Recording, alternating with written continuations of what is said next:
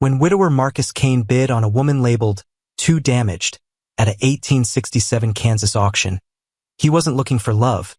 He was looking for someone who understood the weight of surviving when everything you've built crumbles to dust. As federal marshals close in and her deadly secret threatens to destroy the fragile sanctuary they've created together, one question remains. Can two broken souls forge something strong enough to withstand the reckoning that's coming for them both? The railroad whistle screamed across the Kansas plains like a dying animal, cutting through the thick summer air of 1867. Marcus Kane jerked awake from another nightmare about his wife's empty grave, sweat dripping down his face despite the morning chill.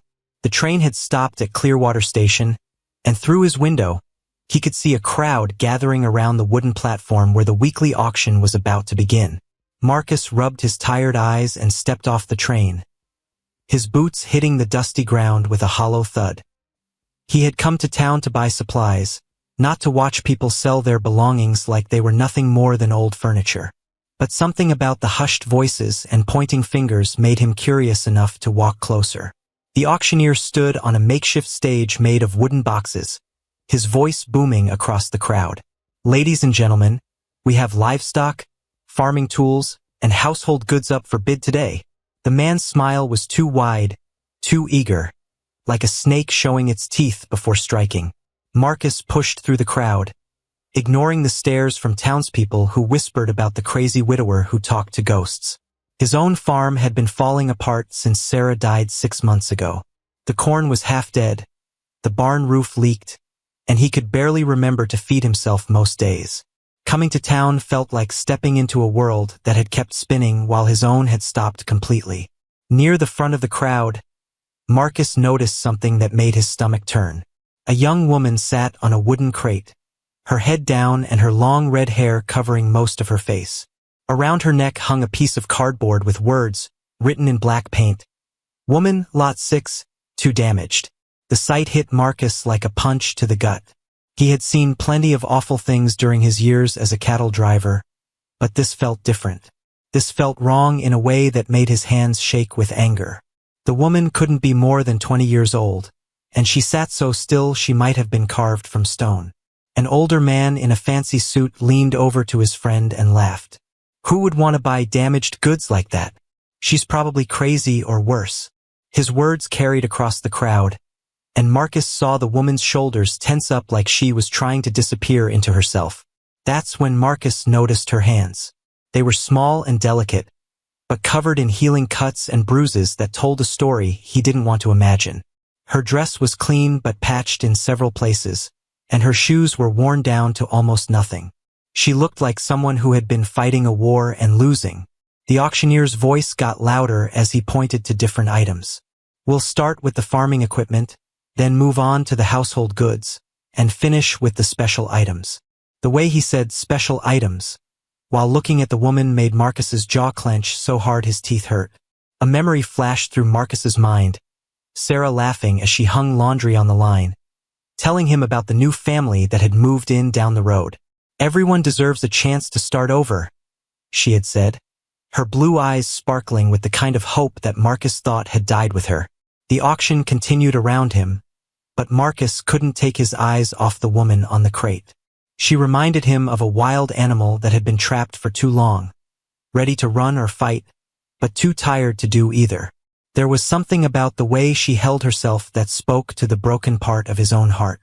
When a young boy ran past chasing a chicken, the woman looked up for just a moment. Marcus caught a glimpse of her face and felt like he'd been struck by lightning. Her eyes were the color of a stormy sky, and they held the same empty pain that Marcus saw in his own mirror every morning. She looked like someone who understood what it meant to lose everything that mattered. The crowd around them grew louder and more excited as valuable items went up for sale. A plow sold for $30, a set of china for $25, and a saddle for $40. But Marcus barely heard any of it. All he could think about was the woman with the sign around her neck and the terrible loneliness that seemed to pour off her like heat from a fire. As the sun climbed higher in the sky, sweat began to run down Marcus's back. The platform felt like it was getting smaller and smaller, pressing all the people closer together. The smell of dust and unwashed bodies mixed with the sweet scent of prairie grass in the distance. Somewhere a baby was crying, and horses stamped their feet impatiently in the heat. Marcus found himself thinking about his empty cabin and the silence that filled every room like thick fog. He thought about the chair where Sarah used to sit and sew, now covered with dust. He thought about the garden she had planted, now choked with weeds because he couldn't bring himself to tend it. Maybe two broken people could help each other find a way to keep living. The auctioneer was getting closer to the end of his list, and Marcus could see the woman's hands starting to shake. Whatever was about to happen, she was scared, and for the first time in months, Marcus felt something other than his own pain. He felt the need to protect someone else. The auctioneer's hammer hit the wooden podium 3 times, each bang echoing across the platform like gunshots. "Now we come to our final item of the day," he announced, his voice carrying a tone that made Marcus's skin crawl. "Lot number 6, one female, approximately 20 years of age." The woman's head snapped up at the sound of her own sale beginning, and Marcus saw terror flash across her face like lightning across a dark sky. Her green eyes darted around the crowd like a trapped rabbit looking for escape, but there was nowhere to run. The wooden crate beneath her might as well have been a prison. "Now, I'll be honest with you folks," the auctioneer continued, mopping sweat from his forehead with a dirty handkerchief. "She comes with some problems. Previous owner said she's got a temper and doesn't follow orders well, but she can cook, clean, and sew, so she's not completely worthless." Marcus felt his hands curl into fists at his sides. The way the man talked about her like she was a broken tool instead of a human being made his blood boil. Around him, other men were nodding and whispering to each other, sizing her up like they were buying a horse. "What am I bid for this lot?" the auctioneer called out. "Remember, all sales are final. No returns accepted." A fat man in overalls raised his hand. $5, he shouted, and several people in the crowd laughed. The woman's face turned red with shame, and she looked down at her feet again. $5? The auctioneer shook his head. "Come now, gentlemen. Surely she's worth more than the price of a chicken. Look at those hands. She's clearly a hard worker." An old rancher near the front spoke up. $10, but only if she comes with a guarantee she won't run off. More laughter rippled through the crowd, and Marcus saw the woman's shoulders shake. He couldn't tell if she was crying or trying not to scream. Marcus stepped forward without really thinking about it. His heart was pounding so hard he could hear it in his ears, and his mouth felt dry as dust. $25, he called out, his voice cracking slightly. The entire crowd turned to stare at him, and Marcus felt heat rise in his cheeks. He wasn't used to being the center of attention, especially not since Sarah's death had made him the subject of so much gossip and pity. But something about the woman's desperate situation had awakened a part of him that he thought was dead. Well, the auctioneer grinned, sensing the possibility of a real bidding war. Marcus Kane enters the competition. $25 from the widower. "Do I hear 30? The fat man in overalls looked Marcus up and down, then shrugged. $30. But I still want to know what's wrong with her first. Marcus's jaw tightened. $40, he said louder, his voice growing stronger with each word. He could feel the woman's eyes on him now, and when he glanced her way, he saw confusion mixed with the fear. She was trying to figure out why a stranger would fight for her. The bidding continued to climb, but Marcus kept raising his offer. $50, $60, $70. Each time he spoke, his voice became more determined. The other bidders began to drop out one by one, shaking their heads at the crazy man who was paying so much for damaged goods. At $75, the crowd fell silent. That was more money than most people in town made in 3 months. The auctioneer looked around hopefully for another bid, but no one was willing to go higher. The fat man in overalls spat in the dirt and walked away, muttering about fools and their money. Sold. The auctioneer's hammer came down with finality. Lot number 6 goes to Marcus Kane for $75. As the crowd began to break up, Marcus walked toward the wooden crate where the woman still sat. Up close, he could see that she was even younger than he had thought, maybe 19 at most.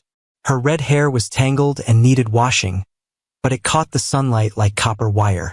The bruises on her arms were fading from purple to yellow, which meant they were at least a week old. "What's your name?"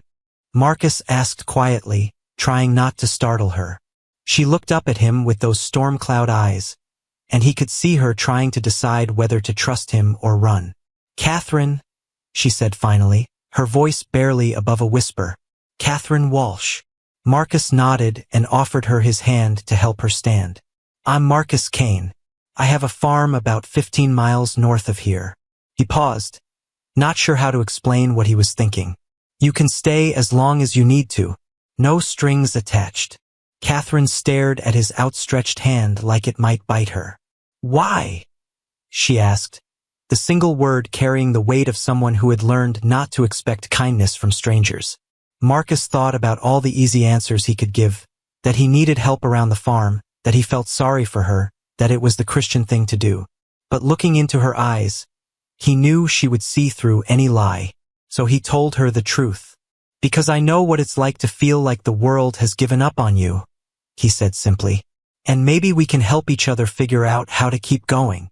For a long moment, Catherine studied his face like she was reading a book written in a foreign language. Then, slowly, she reached out and took his hand. Her fingers were cold despite the heat of the day, and they trembled slightly as he helped her to her feet. The auctioneer appeared beside them with a piece of paper and a greedy smile. "That'll be $75, Mr. Kane. Cash only, as always." Marcus pulled out his worn leather wallet and counted out the money, almost everything he had saved for winter supplies.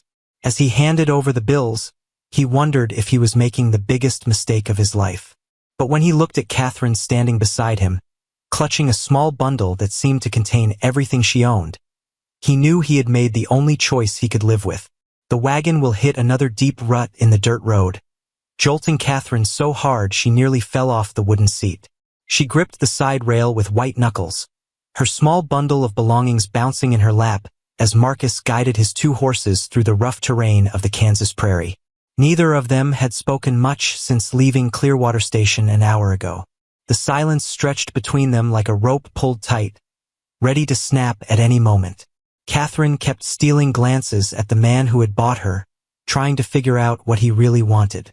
In her experience, men who spent that kind of money always expected something in return. Marcus looked different away from the auction crowd.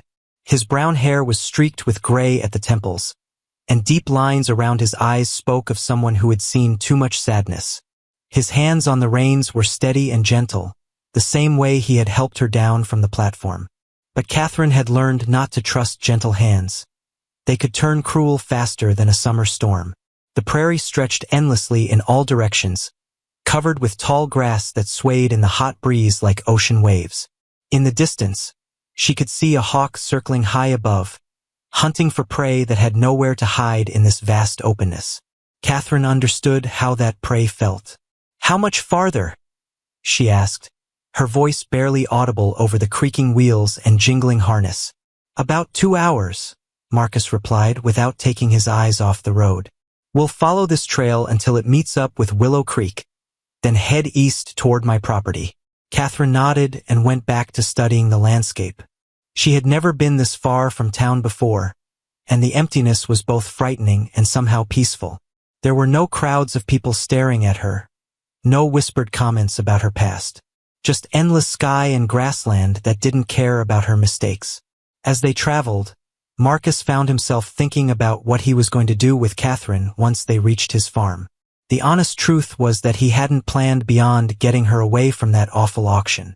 His cabin only had 2 rooms, the main living area with the kitchen and fireplace, and his bedroom in the back. There was a small storage room, but it was barely big enough for one person and had no window. The sun climbed higher, and sweat began to soak through Marcus's shirt.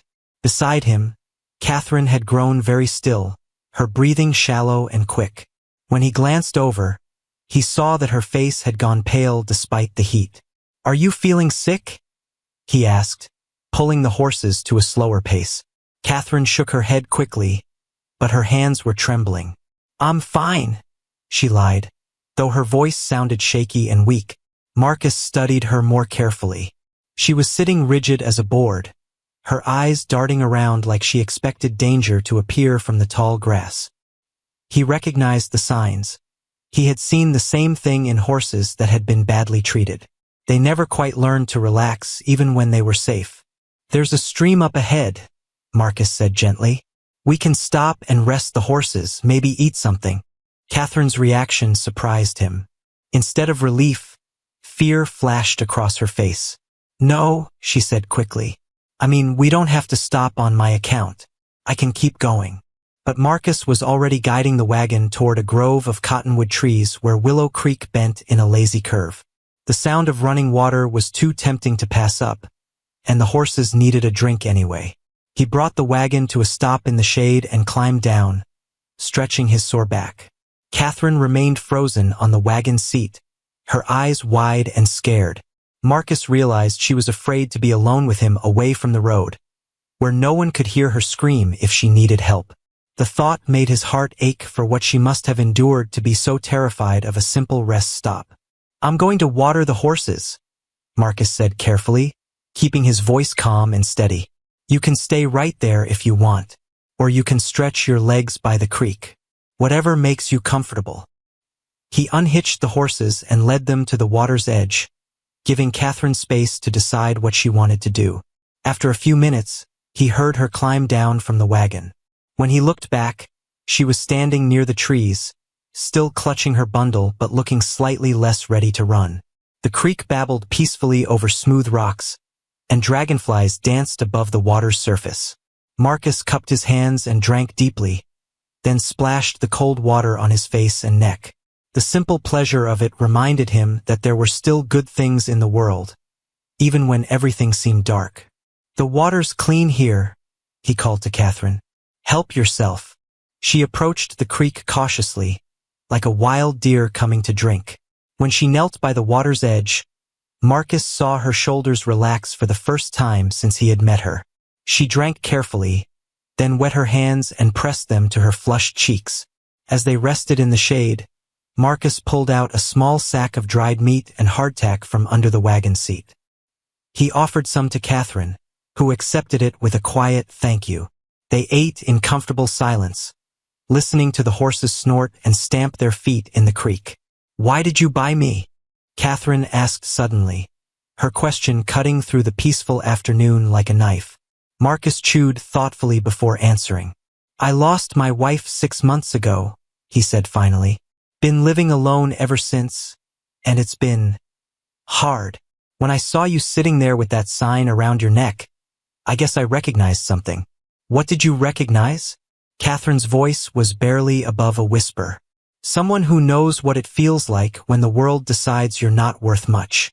Catherine was quiet for a long time, staring at the water flowing past their feet. When she spoke again, her words came out in a rush, like she was afraid she might lose her courage if she waited. "My husband sold me to pay off his gambling debts. The man who bought me." She stopped, swallowing hard. "He's dead now. That's why I was at the auction. His widow wanted me gone."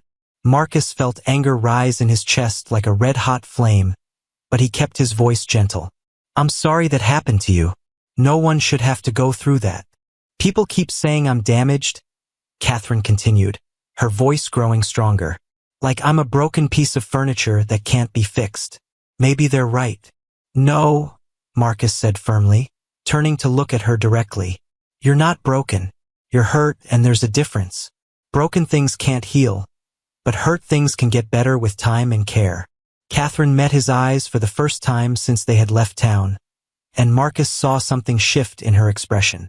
Not trust, exactly, but maybe the first tiny seed of hope. As they prepared to continue their journey, Marcus noticed that Catherine sat a little straighter on the wagon seat. The fear was still there, probably would be for a long time, but it wasn't the only thing he saw in her face anymore. And for the first time in months, Marcus felt like he had done something that Sarah would have been proud of. Marcus's cabin appeared through the heat shimmer like a mirage, its weathered wood walls and sagging front porch telling the story of a man who had stopped caring about appearances. Catherine studied the small homestead as their wagon rolled up the dirt path, taking in the overgrown vegetable garden, the chicken coop with its door hanging open, and the barn that leaned slightly to one side like an old man with a bad back. "It's not much to look at right now," Marcus admitted, his voice carrying a note of embarrassment. "I haven't been keeping up with things lately." Catherine could see what the place had once been, a neat little farm with care put into every detail. The porch railing was carved with delicate flower patterns, and someone had planted roses along the front of the house, though they were now wild and thorny from neglect. It looked like a home where people had once been happy. Marcus helped her down from the wagon, and Catherine noticed how his touch was careful and brief, never lingering or making her feel trapped. Her bundle felt heavier in her arms as she followed him up the porch steps, the old boards creaking under their feet. The inside of the cabin was dim and cool after the blazing prairie sun. Catherine's eyes took a moment to adjust, and when they did, she saw a main room with a stone fireplace, a small kitchen area, and furniture covered in dust.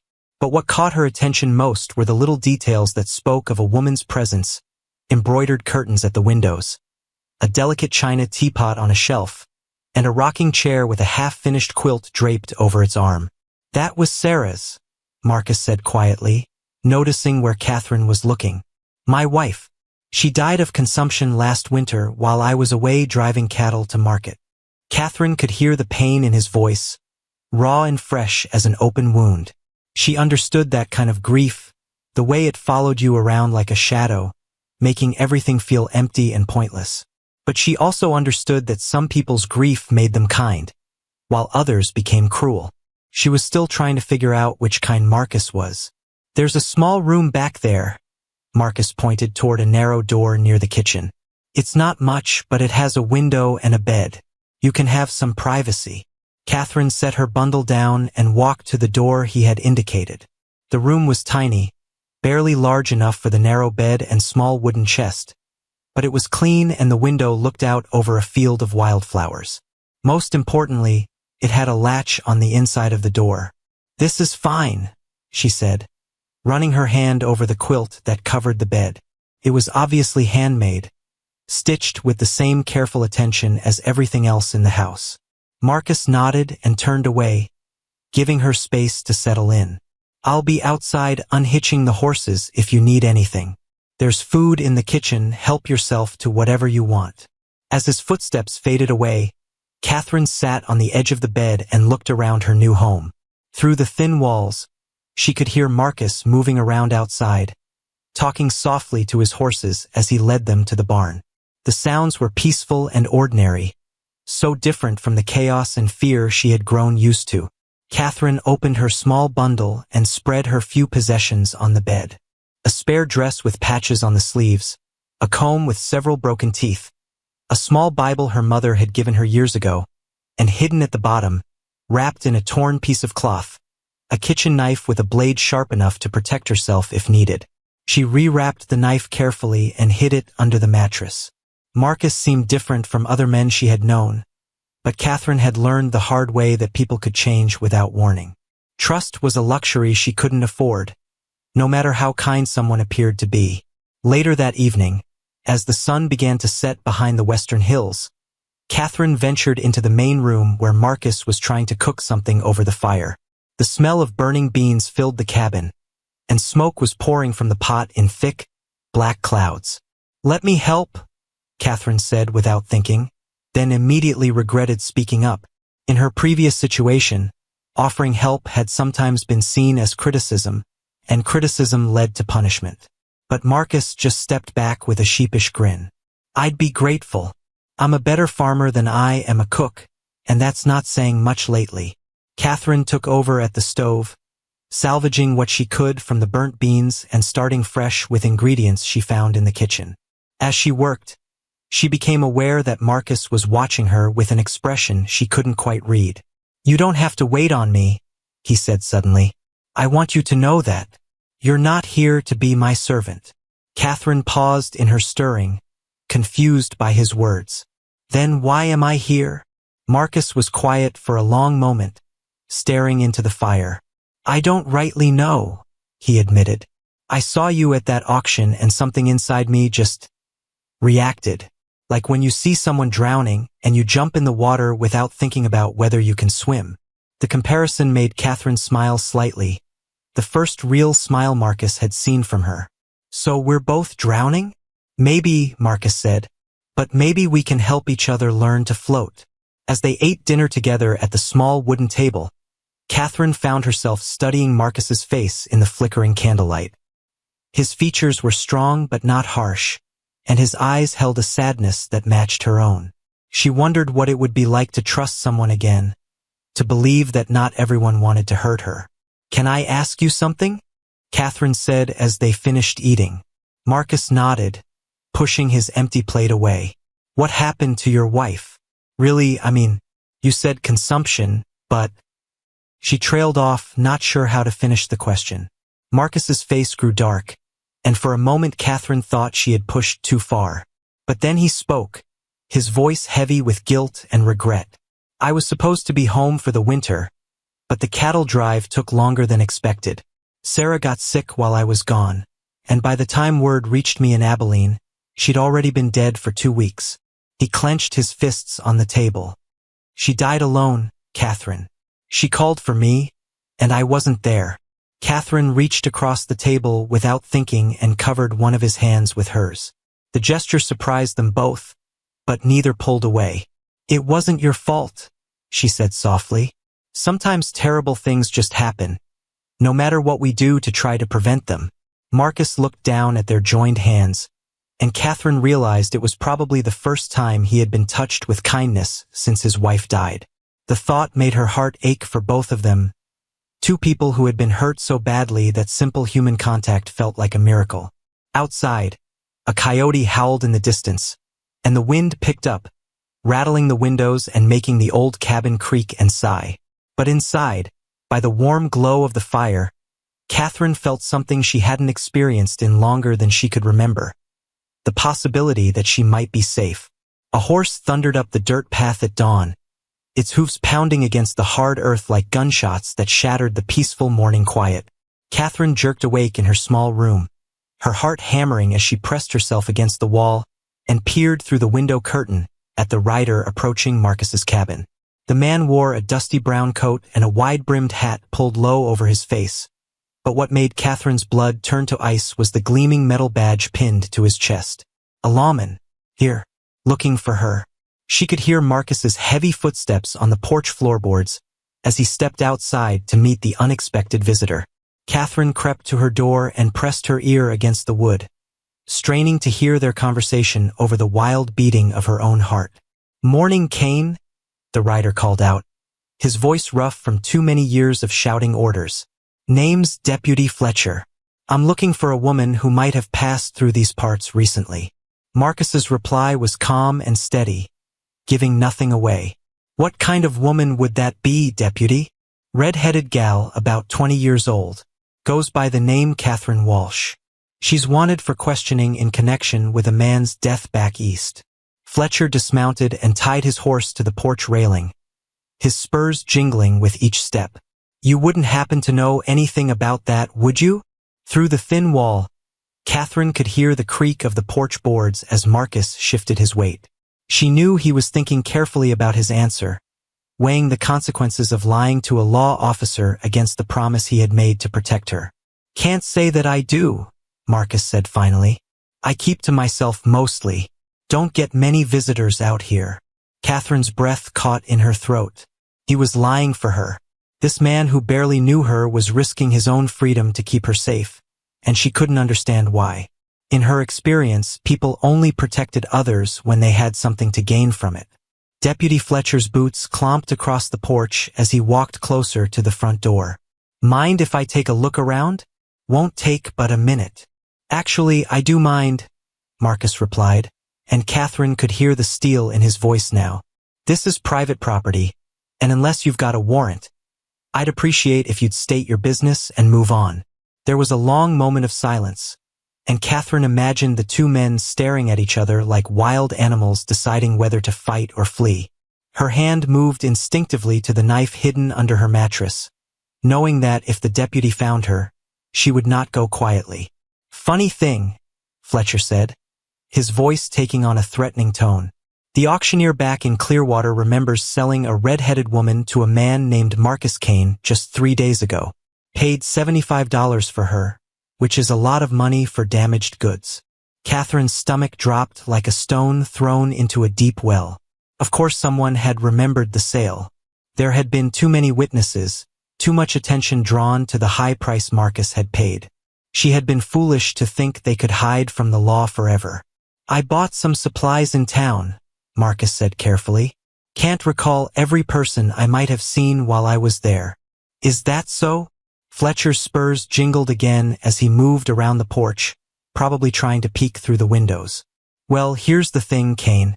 This Catherine Walsh is wanted in connection with the death of Silas Garrett, a respected businessman from Missouri. Seems Garrett bought her from her husband to work in his household, and a few weeks later, he turned up dead with his skull cracked open. Catherine closed her eyes and leaned her forehead against the door. There it was, the truth she had been running from, laid out in all its ugly detail.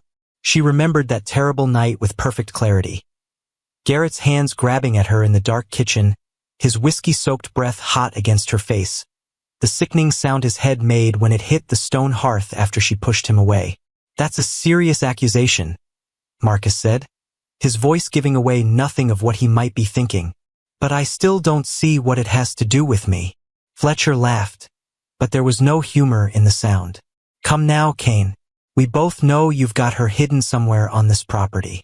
Maybe in that barn or perhaps in the house itself. Why don't you save us both some trouble and hand her over? I promise she'll get a fair trial. Catherine knew what a fair trial meant for a woman who had killed a man, even in self-defense. She would hang, and everyone would say she deserved it for being ungrateful to her betters. The thought of the rope around her neck made her feel sick and dizzy. Even if I knew where this woman was, Marcus said slowly, I'd need to hear her side of the story before I'd turn her over to anyone.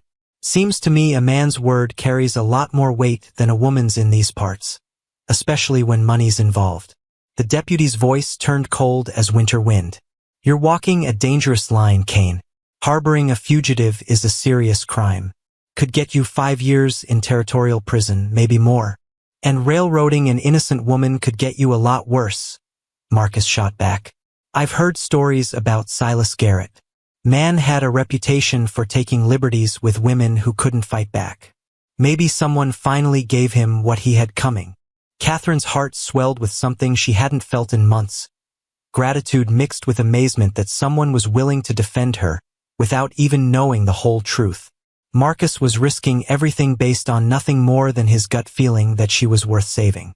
Fletcher's boots stomped angrily across the porch. I'll be back, Kane, with a warrant and more men. And when I find that woman, I'll remember that you chose to protect a murderer over an officer of the law.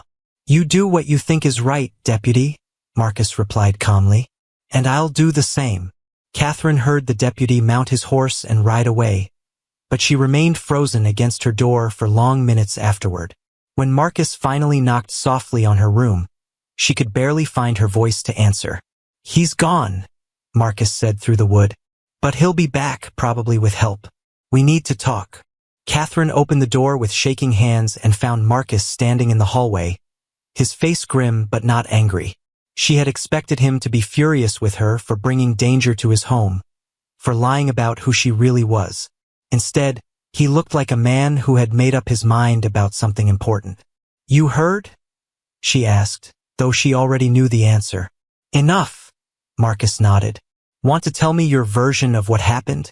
So Catherine told him everything, about her husband's gambling debts, about being sold like a piece of property, about Garrett's drunken attack and the terrible accident that followed. Marcus listened without interrupting, his face growing darker with each detail. When she finished, Marcus was quiet for a long moment. Then he reached out and gently touched her shoulder, the same way he might comfort a frightened animal. I believe you, he said simply, and I'm not going to let them take you. Catherine stared at him in disbelief. Why? You barely know me. I've brought nothing but trouble to your door. Marcus smiled sadly. Maybe that's exactly what I needed. something to fight for besides my own grief. The early morning mist clung to the prairie grass like ghostly fingers as Marcus loaded supplies into his wagon, moving with the quick efficiency of a man who knew time was running out. Catherine stood in the cabin doorway, clutching the small bundle that contained everything she owned, watching him prepare for their escape with a mixture of hope and terror. "Where will we go?" she asked, her voice barely louder than the whisper of wind through the tall grass. Marcus secured a water barrel in the wagon bed and checked the harness on his strongest horses. "I have a brother in New Mexico territory.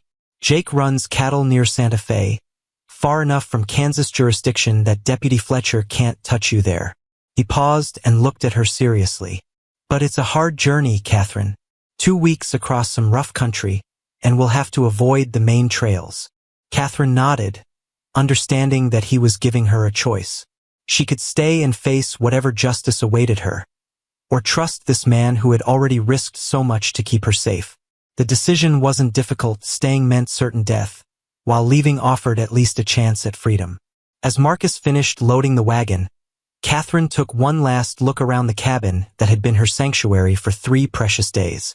Sarah's embroidered curtains still hung in the windows, and her rocking chair sat empty by the cold fireplace. Catherine felt a pang of sadness for the woman she had never met, whose husband was now abandoning their home to save a stranger. "Are you sure about this?" Catherine asked as Marcus helped her onto the wagon seat. "You're giving up everything for someone you barely know." Marcus climbed up beside her and took the reins in his weathered hands. "This place stopped being a home when Sarah died. It was just a place where I came to feel sorry for myself." He glanced back at the cabin one more time, then forward at the open prairie. "Maybe it's time to build something new." They set off toward the southwest, following game trails and creek beds that would hide their tracks from anyone trying to follow. The morning sun climbed higher, burning off the mist and revealing the endless expanse of grassland that stretched to the horizon in every direction. For the first few hours, they traveled in comfortable silence, each lost in their own thoughts about what they were leaving behind and what lay ahead. Catherine found herself watching Marcus as he guided the horses, noting the way his eyes constantly scanned the horizon for signs of danger.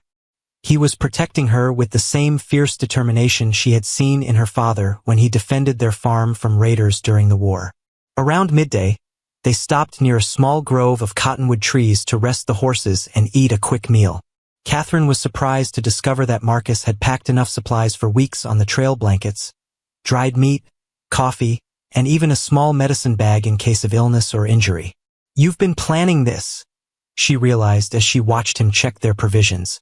Marcus nodded, not meeting her eyes. "Since the moment I saw that deputy riding up to my cabin. I knew he'd be back with more men, and I knew I couldn't let them take you." He finally looked at her, his expression serious. "I won't lie to you, Catherine. This won't be easy. We'll be sleeping on the ground, dealing with bad weather, and staying ahead of anyone who might be following us." "I'm not afraid of hard work," Catherine replied firmly. "And I'm not afraid of sleeping under the stars. What scares me is the thought of going back to face a judge who's already decided I'm guilty." As they prepared to continue their journey, Marcus pulled a small leather pouch from his coat pocket and handed it to Catherine. "This is for you," he said, "in case something happens to me and you need to make it on your own." Catherine opened the pouch and gasped. Inside were 20 gold coins, more money than she had ever seen in her life. "Marcus, I can't take this. It's probably everything you have." "It's not everything," Marcus said with a slight smile. "But it's enough to give you a fresh start if you need it. Independence is worth more than gold, Catherine. My Sarah taught me that." As they climbed back onto the wagon and continued south, Catherine tucked the pouch safely inside her dress. The weight of the coins against her chest felt like a promise that no matter what happened, she would never again be completely at the mercy of others. The afternoon brought new challenges as they encountered their first real test of the journey. A group of riders appeared on the horizon behind them, moving fast and kicking up a dust cloud that could be seen for miles. Marcus urged their horses to a faster pace, but the wagon was too heavy to outrun mounted men. "Get down in the wagon bed," Marcus ordered, his voice tight with tension. "Cover yourself with that tarp and don't make a sound no matter what happens." Catherine scrambled into the back of the wagon and pulled the canvas over herself, her heart pounding so loud she was sure the riders would hear it when they got close. Through a small gap in the tarp, she could see Marcus sitting straight and calm on the driver's seat, but his hand rested on the rifle that lay across his knees. The riders caught up to them near a shallow creek crossing, surrounding the wagon with their horses snorting and stamping impatiently. Catherine held her breath and tried to make herself as small as possible under the heavy canvas. "Afternoon," called out the leader, a man with a gray beard and suspicious eyes. "You folks seem to be in a hurry." Marcus kept his voice steady and friendly. "Just trying to make good time before the weather turns. You never know when a storm might blow up out here." "That's true enough," the bearded man agreed, but his eyes were scanning the wagon contents. "You traveling alone?" "Just me and my supplies," Marcus replied easily. "Heading down to trade with the settlements near the Arkansas River." Catherine's lungs burned as she held her breath, waiting to see if the men would believe Marcus's story or demand to search the wagon. Everything depended on how convincing he could be, and whether these men were just curious travelers or something more dangerous. The bearded man nudged his horse closer to the wagon. "Funny thing, we heard there might be a fugitive in these parts. Woman wanted for murder. You wouldn't happen to have seen anyone like that, would you?" Marcus shook his head slowly. "Can't say that I have, though I'd be mighty careful about believing everything you hear. Folks out here love to spread stories, and they tend to get bigger with each telling." After what felt like an eternity, the bearded man wheeled his horse around and signaled to his companions. "Well, if you do see anything suspicious, you be sure to report it to the authorities. There's a reward for information leading to this woman's capture." As the riders galloped away toward the north, Catherine finally allowed herself to breathe again. Marcus waited until they were completely out of sight before he spoke. "You can come out now," he said softly. "They're gone." Catherine emerged from under the tarp, her face pale and her hands shaking. "Do you think they believed you?" Marcus was already urging the horses forward again, eager to put more distance between them and potential trouble. "For now. But word's spreading fast about the reward. We need to be more careful from here on out." As the sun began to set behind them, painting the sky in shades of orange and pink, Catherine realized that her old life was truly behind her now. There was no going back to the safety of Marcus's cabin, no pretending that she was just a woman seeking refuge from a hard world. She was a fugitive now, completely dependent on the kindness and courage of a man who had chosen to risk everything for her freedom. But for the first time since Garrett's death, Catherine felt something besides fear and despair. Sitting beside Marcus as their wagon rolled across the endless prairie, she felt the first stirrings of hope that maybe, just maybe, she could build a new life somewhere beyond the reach of those who wanted to see her hang. Lightning split the black sky like a jagged knife, followed by thunder that shook the earth beneath their wagon wheels as Marcus and Catherine raced across the open prairie toward the only shelter they could see, a crumbling adobe trading post that had been abandoned years ago. Rain poured down in sheets so thick they could barely see their horses' heads, and the wagon wheels slipped and slid in the rapidly forming mud. "There!" Marcus shouted over the roar of the storm, pointing toward the low building that squatted against the horizon like a wounded animal. "We can wait it out inside." Catherine clutched the wagon seat with both hands as they bounced and lurched across the uneven ground, her clothes already soaked through despite the canvas tarp Marcus had thrown over them. The storm had come from nowhere, building from a few dark clouds into a full fury in less than an hour, and now they were trapped in the middle of nowhere with lightning crackling all around them. Marcus drove the horses hard toward the trading post, knowing that being caught in the open during a prairie storm was one of the most dangerous situations a traveler could face. The building looked deserted, its windows dark and its wooden door hanging crooked on rusty hinges, but it would provide protection from the worst of the weather. They reached the shelter just as a particularly violent gust of wind nearly toppled the wagon. Marcus jumped down and fought against the storm to unhitch the horses, leading them toward what remained of a lean-to attached to the side of the building. Catherine grabbed their most essential supplies and ran for the door, stumbling through ankle-deep mud that tried to suck her boots right off her feet. Inside the trading post, the air was thick with dust and the smell of old leather and tobacco. Catherine's eyes adjusted slowly to the dim light filtering through broken shutters, revealing a single large room with a stone fireplace, some overturned furniture, and shelves that had once held goods for travelers heading west.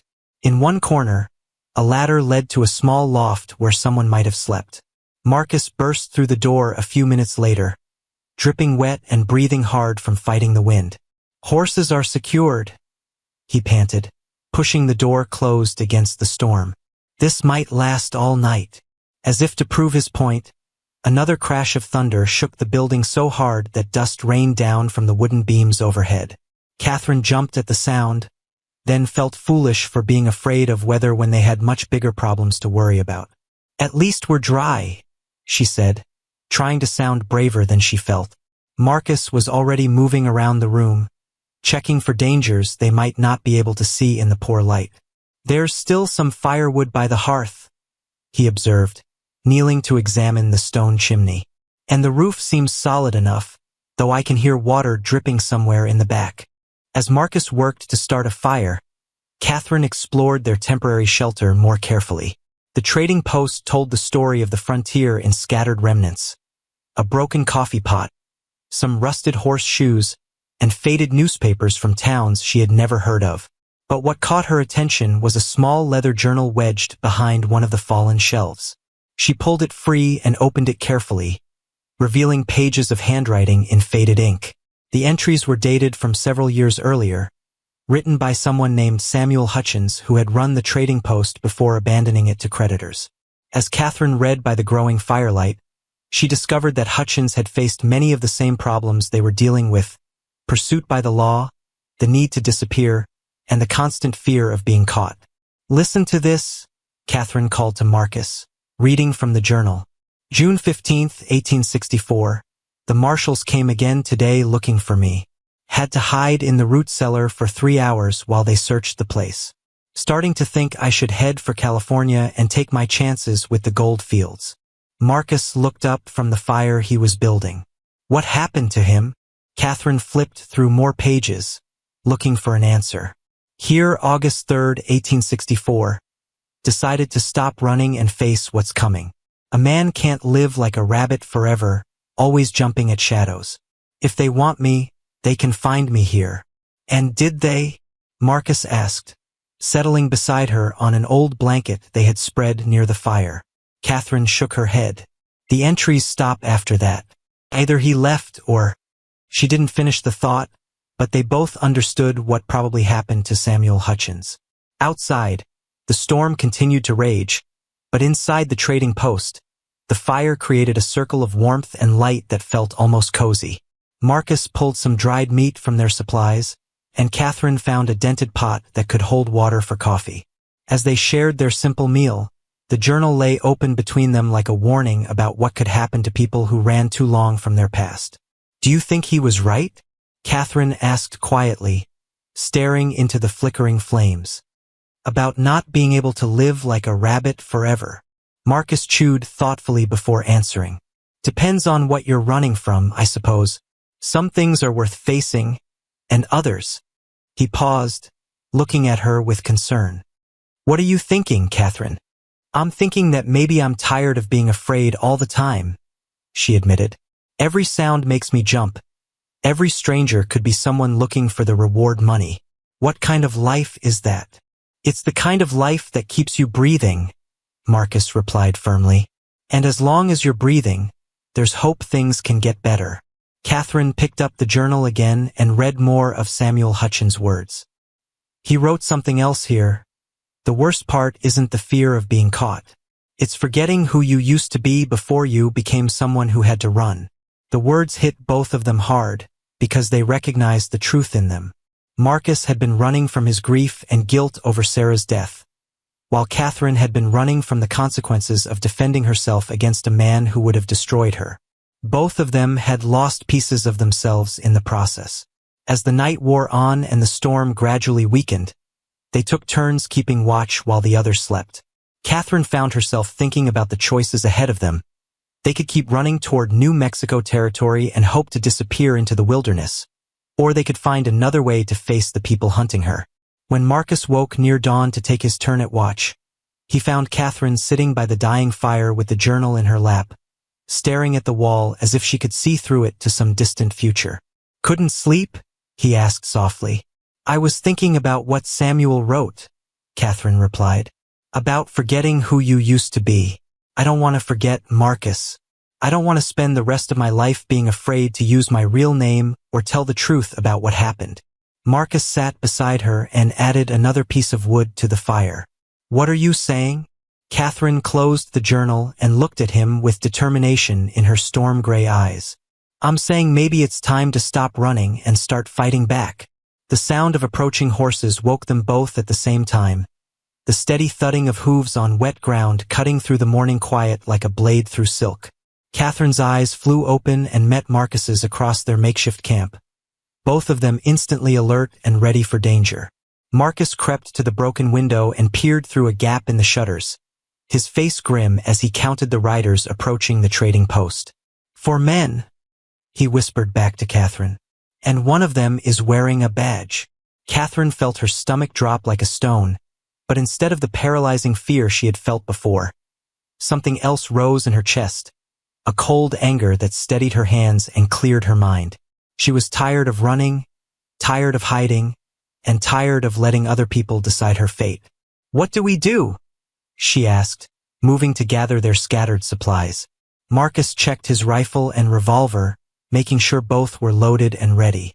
"The back wall has some loose boards," he said quietly. "I noticed them last night. You could slip out that way and run for the horses while I keep them busy." "No," Catherine said firmly, surprising them both with the steel in her voice. "I'm done running, Marcus. Whatever happens here, we face it together."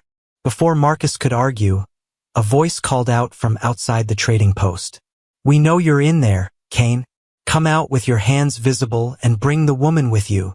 Marcus recognized the voice.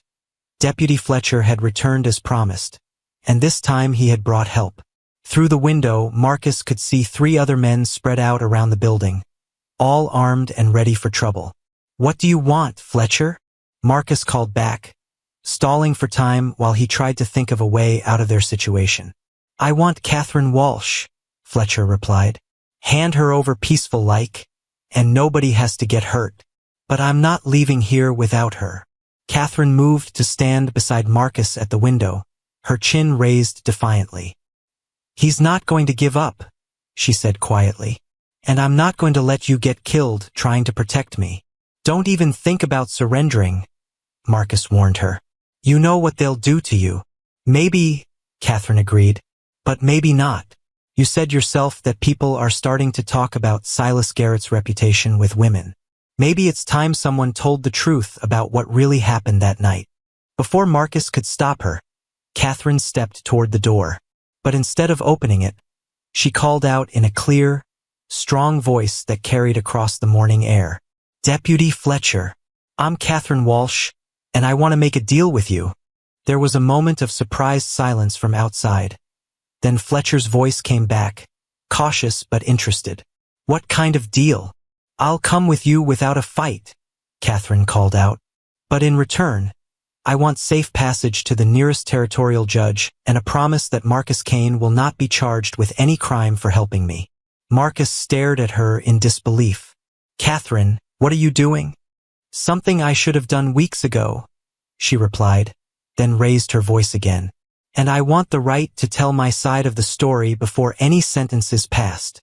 Fletcher's laugh was harsh and skeptical. "You're hardly in a position to make demands, lady." "Maybe not," Catherine admitted, "but I'm the only one who knows exactly what Silas Garrett did to me and the other women he bought. I'm also the only one who can tell you where he hid the money he made from selling women to men who wanted to abuse them." This time the silence from outside lasted much longer. Catherine was taking a huge gamble, claiming to know things she had only guessed at, but she had nothing left to lose. Garrett had been involved in something much worse than just buying one woman for his own twisted purposes. She was sure of it now. "You're lying," Fletcher called out finally, but there was uncertainty in his voice. Am I? Catherine shouted back. Then explain why Garrett paid my husband 3 times what I was worth at auction. Explain why he had a locked room in his house that his wife was never allowed to enter. Explain why there were other women's clothes hidden in his barn. Marcus looked at Catherine with new understanding. She had been in Garrett's house for weeks before the night he died, and she had obviously seen more than she had told him. She was using that knowledge now as a weapon, and it seemed to be working. Fletcher's voice came back after another long pause, but now it carried the tone of a man who was starting to doubt what he had been told. Even if that's true, you still killed him. I defended myself against a man who was trying to rape me, Catherine replied without hesitation. And if you take me back alive to tell that story in court, you might just discover that Silas Garrett wasn't the respected businessman everyone thought he was. From their position at the window, Marcus and Catherine could see the 4 men talking among themselves, clearly unsure how to proceed. Fletcher had obviously been expecting to capture a desperate fugitive, not deal with a woman who seemed eager to face her accusers. Finally, Fletcher called out again. You come out with your hands where we can see them, and we'll talk about your proposal. Catherine looked at Marcus one last time, her gray eyes soft with affection and gratitude. Thank you, she said simply, for everything. This isn't over, Marcus told her fiercely. I'll find a way to help you, Catherine. I promise. I know, she replied, then surprised him by rising on her toes to kiss his cheek gently. But for the first time in months, I'm not afraid. I know who I am, and I know what I did was right. Catherine walked to the door of the trading post and opened it slowly, stepping out into the morning sunlight with her hands raised but her head held high.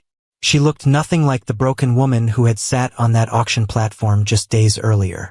Instead, she looked like someone who had found her courage and was ready to use it. As the deputies moved forward to place her in custody, Catherine called out one more thing that made Fletcher pause. Deputy, you might want to send a telegram to the Territorial Marshal's office. Ask them to look into the disappearances of women in Missouri over the past 2 years. I think you'll find that Silas Garrett's death solved more crimes than it created. Marcus watched from the window as they rode away with Catherine, his heart breaking but also swelling with pride. She had transformed herself from victim to fighter in the space of a few minutes, turning her capture into a chance to expose the truth about the man who had tried to destroy her. But as the dust from their departure settled over the abandoned trading post, Marcus made a decision of his own. Catherine might be ready to face her past, but he wasn't ready to let her face it alone. He had his own fighting to do, and it was time to stop being just a grieving widower and start being the kind of man Sarah would have been proud of. The chase was far from over, it was just beginning. The courthouse in Independence, Missouri stood like a fortress of red brick and white columns, its windows gleaming in the afternoon sun as crowds gathered on the front steps to witness what the newspapers were calling the trial of the century. Catherine Walsh sat in the defendant's chair, her back straight and her hands folded calmly in her lap, looking nothing like the terrified woman who had been dragged from that trading post 3 weeks earlier. Judge Harrison Blackwood, a man with silver hair and eyes like winter frost, banged his gavel to bring the packed courtroom to order. This court is now in session, he announced in a voice that could cut through steel. We are here to determine the guilt or innocence of Catherine Walsh in the death of Silas Garrett. The prosecutor, a thin man named William Cromwell who wore his ambition like an expensive suit, rose from his table with a confident smile. He had built his reputation on sending criminals to the gallows, and he clearly expected this case to be no different. Ladies and gentlemen of the jury, Cromwell began, his voice smooth as honey but with poison underneath. The facts of this case are simple. The defendant, Catherine Walsh, murdered Silas Garrett in cold blood, then fled like the guilty criminal she is. Catherine watched the 12 men in the jury box as Cromwell painted her as a dangerous killer who had turned on her generous benefactor. Half of them wouldn't meet her eyes, already convinced of her guilt before hearing a single piece of evidence. The other half looked curious but skeptical, as if they were willing to listen but expected to be disappointed. But Catherine wasn't alone in that courtroom. In the third row, she could see Marcus Kane sitting beside a man she didn't recognize, someone with kind eyes and a determined expression who kept taking notes in a small leather book. Marcus had kept his promise to help her, though she didn't yet understand how. When Cromwell finished his opening statement, Judge Blackwood turned to the defense table where a surprise waited for everyone in the courtroom. Catherine's lawyer wasn't the young, inexperienced attorney she had expected the court to assign her. Instead, a woman rose from the chair beside Catherine, a tall, elegant lady with graying hair and sharp intelligence in her dark eyes. "Your Honor," the woman said in a clear, confident voice, "I am Elizabeth Morrison, attorney at law, and I represent Miss Walsh." A murmur of shock rippled through the courtroom. Female lawyers were rare as hen's teeth in Missouri, and seeing one defend a murder case was almost unheard of. Several men in the audience actually stood up to get a better look, as if Elizabeth Morrison was some kind of exotic circus performer.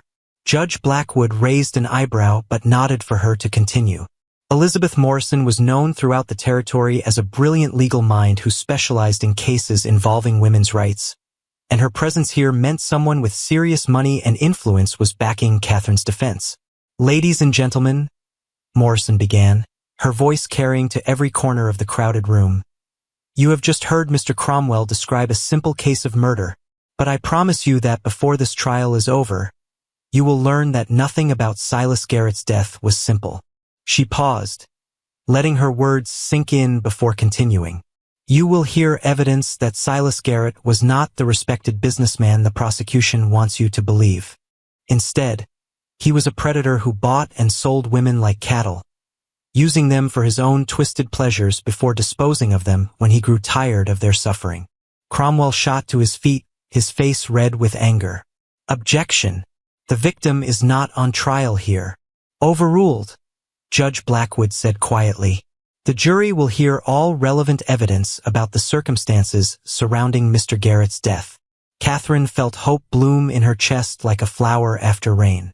Someone was finally going to tell the truth about what Silas Garrett really was, and people were going to listen whether they wanted to or not. Morrison walked to the center of the courtroom, commanding attention like a general addressing her troops. "The prosecution wants you to believe that Catherine Walsh is a killer, but the evidence will show that she is actually a survivor, a young woman who fought back against a monster when no one else would help her." As Morrison outlined her defense strategy, Catherine noticed movement in the gallery. Deputy Fletcher was whispering urgently to someone in an expensive suit, probably one of Garrett's business associates who had come to see justice served. But their expressions weren't confident anymore. They looked worried, like men who were beginning to realize their secrets might not stay buried. The first witness Cromwell called was Mrs. Helen Garrett, the victim's widow. She took the stand wearing black mourning clothes and a veil that couldn't quite hide the bruises on her wrists. When she spoke, her voice was so quiet the judge had to ask her twice to speak up. "My husband was a good man," she said, the words sounding rehearsed and hollow. "He provided well for our family and was respected in the community."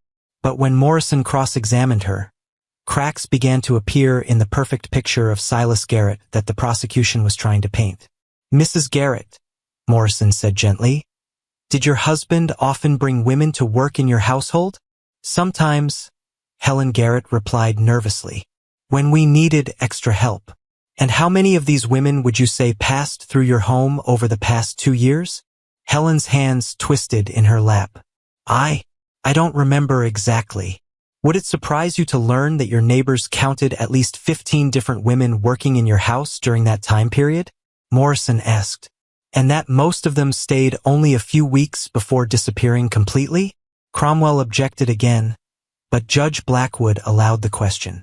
Helen Garrett's face went pale, and when she answered, her voice was barely audible.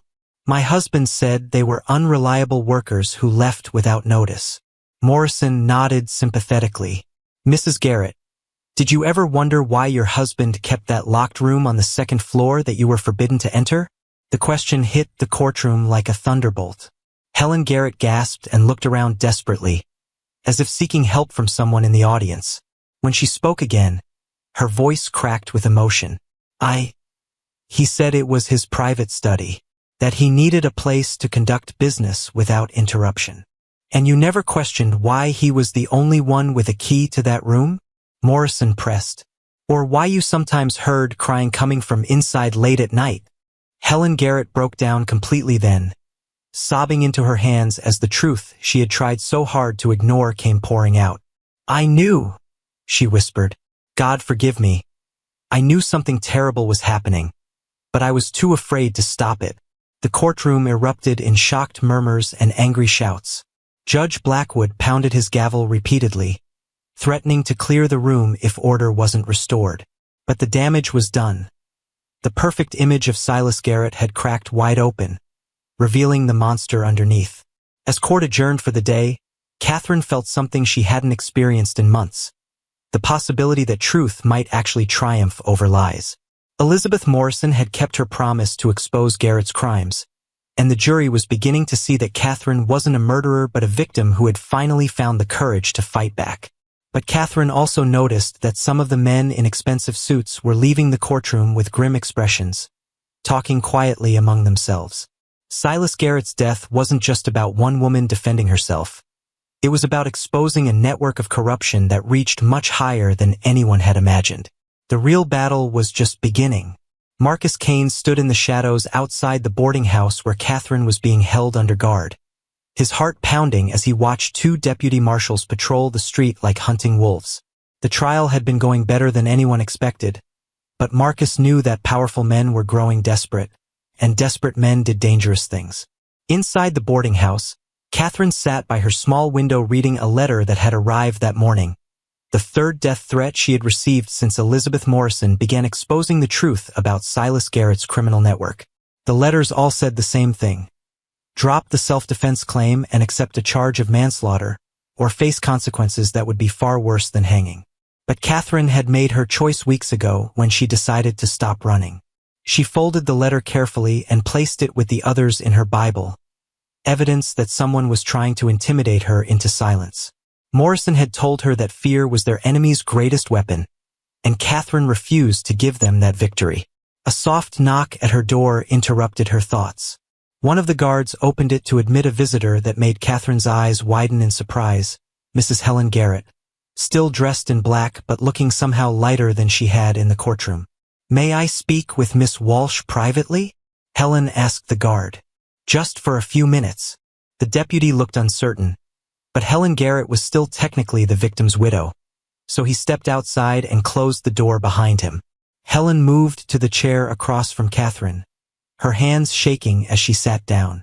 I came to apologize, Helen said without preamble, and to tell you something that might help your case. Catherine studied the older woman's face, seeing guilt and pain etched in every line. You don't owe me an apology, Mrs. Garrett. You were as much his victim as I was. No, Helen shook her head firmly. I was worse than a victim. I was a coward who let innocent women suffer because I was too afraid to speak up. She reached into her handbag and pulled out a small brass key. This opens the locked room in my house. Your lawyer needs to see what's inside. Catherine took the key, feeling its weight like a promise of justice. What will she find? Helen's voice dropped to a whisper, as if she was afraid someone might overhear. Papers, records of sales and purchases, names of other men who bought women from my husband. She paused, tears streaming down her cheeks. And photographs, terrible photographs that prove what he did to them. The revelation hit Catherine like a physical blow. Silas Garrett hadn't just been a man who abused the women he bought. He had been running an entire operation, selling women to other predators and documenting their suffering. Her killing him had done more than save her own life. It had ended a network of horror that had destroyed dozens of innocent women. Why are you telling me this now? Catherine asked. Because I heard about the death threats, Helen replied. And because I know the men who sent them. They were my husband's business partners, and they're terrified that their names are in those records. She leaned forward urgently. They won't stop with threats, Miss Walsh. If the trial keeps going the way it has, they'll try to kill you before you can testify. As if summoned by her words, the sound of breaking glass came from the street below. Catherine and Helen rushed to the window and saw Marcus Kane fighting with two men in the alley behind the boarding house. while a third man climbed through a broken window on the first floor. "They're here," Helen gasped. "It's happening now." Catherine didn't hesitate. She grabbed the poker from beside the small fireplace and moved toward her door, but Helen caught her arm. "There's another way," Helen said quickly. "A back staircase that leads to the kitchen. I can show you." But Catherine shook her head. "I'm done hiding and running. If they want me, they'll have to fight for me." She opened her door and stepped into the hallway just as one of the intruders reached the top of the stairs. He was a big man with cold eyes and a gun in his hand, clearly expecting to find a helpless woman cowering in her room. Instead, he found Catherine Walsh standing in the doorway with an iron poker raised like a sword, her storm-gray eyes blazing with fury. "You made a mistake coming here," Catherine told him calmly. The man laughed and raised his gun. "Last mistake I'll ever make, girlie." But before he could pull the trigger, Marcus Kane appeared behind him, moving like a ghost through the shadows. The crash tackle sent both men tumbling down the stairs in a tangle of arms and legs, the gun spinning away across the wooden floor. More shouts and breaking furniture came from downstairs as the fight spread throughout the boarding house. Catherine could hear the guards yelling for backup and the sound of running feet in the street outside. But she also heard something else. Elizabeth Morrison's voice calling her name from the front entrance. "Catherine, we need to get you out of here." Catherine and Helen made their way carefully down the back staircase, avoiding the main fight but ready to defend themselves if necessary. They found Morrison waiting by the kitchen door with a carriage and two armed men who looked like they meant business. "Thank God you're safe," Morrison said as they climbed into the carriage. "We got word that Garrett's associates were planning something desperate." As they drove quickly through the darkening streets toward a safe house, Helen Garrett pressed the brass key into Morrison's hand. "Everything you need to convict them all is in that locked room," she said. "Letters, photographs, business records, proof of every crime they committed." Morrison's eyes lit up with the fierce joy of a hunter who had just found the perfect trap for her prey. "Mrs. Garrett, you may have just saved more lives than you can imagine." Behind them, the boarding house was surrounded by law enforcement officers who had arrived just in time to arrest the men who had tried to silence Catherine. Marcus Kane emerged from the building with a cut lip and torn shirt, but victorious in his fight to protect the woman he loved. As their carriage rolled through the night toward safety, Catherine felt a strange sense of peace settle over her. The trial wasn't over yet, and there would be more dangers to face, but something fundamental had changed. She was no longer just fighting for her own freedom. She was fighting for justice for all the women who had suffered at the hands of men like Silas Garrett. The scared, broken woman who had sat on that auction platform with a sign around her neck was gone forever. In her place sat Catherine Walsh, a woman who had found her strength and was ready to use it to change the world. Tomorrow, the real battle would begin in that courtroom. But tonight, surrounded by people who believed in her and supported her fight for justice, Catherine knew that no matter what happened, she had already won the most important victory of all. She had reclaimed herself.